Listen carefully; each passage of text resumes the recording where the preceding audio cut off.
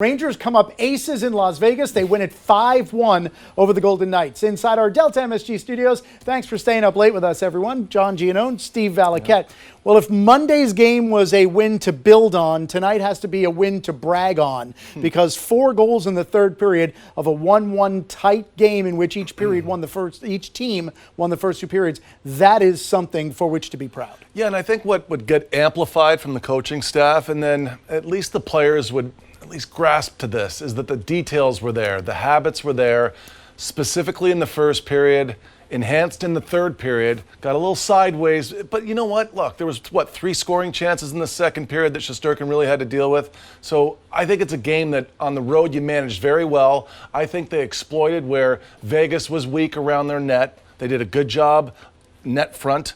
They won the net front. I think that's what we talked about mostly before the game began. Win the net front, win the game, and they did that. And remember, the Vegas Golden Knights only scored 1 goal. It was a 5-on-3 goal, so nothing at even strength throughout the course of the night. Gerard Gallant raised some eyebrows when he raised Alexis Lafreniere and Kaapo Kakko up to the top line with Mika Zibanejad in the third period on Monday in the win over the Blues. It paid dividends then, as that line contributed to 2 goals in the third period. Alexis Lafreniere. Tonight, it contributed again. Kaapo Kakko put the Rangers on the board in the first period. Let's go inside the film room, powered by CDWHP, figure out how Kaapo Kakko was able to find the back. Yeah, I think the characteristics of the goal, it was puck possession, it was feeding the points, it was being able to have 3 scoring threats in the house. That's important. When you have 3 threats inside the slot area, you have a lot of options, and it's hard for the goalie to lock on. Kakko, he does a great job here to get the puck into that high ice, away from net coverage, and Zibanejad and Lafreniere's presence helps with decision making, and it gives Kakko outs because he can use somebody that doesn't really jump below the net often, and that's Jacob Trouba. He gets into that area that we highlighted before the game in the trapezoid, and now you've got those 3 bodies there. Very difficult, very dense coverage, very difficult for the goaltender to pick up the puck. And the goaltender ends up looking like a contestant on The Price is Right trying to play Plinko. I remember. The idea for me here is same idea. It's dragging the puck down low. Kakko had 3 on him on that play as he went up the wall. And then Fox is able to go east to west. Zibanejad twice.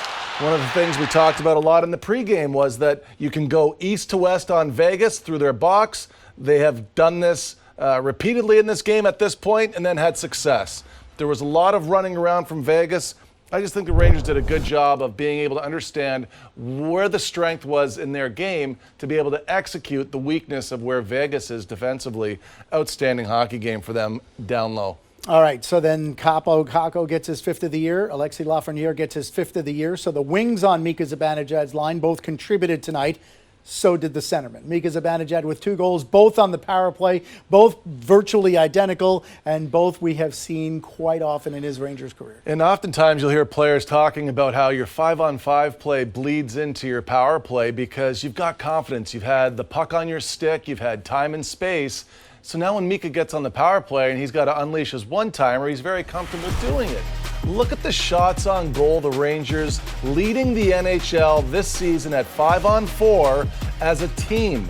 We talked in the pregame a lot about this, and it's Mika Zibanejad going into this game with 43 shots himself. He didn't stop, and the Rangers have really established now, especially in these last 2 games, John, that all 5 guys are going to be willing to shoot. It's not just 3, it's a solid 5.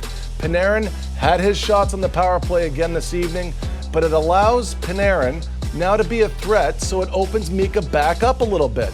And Fox is doing the same thing. So when they scissor up top here, John, it's giving everybody the thought, at least, that the shot's an option because they've been shooting. Panarin now, look at the size of the lane that Mika's able to skate into here, and he has momentum behind the one-timer, and it's not even close. I mean, it's in the back of the net before Thompson can really move on it. And then in the third period, it's the 5-on-3.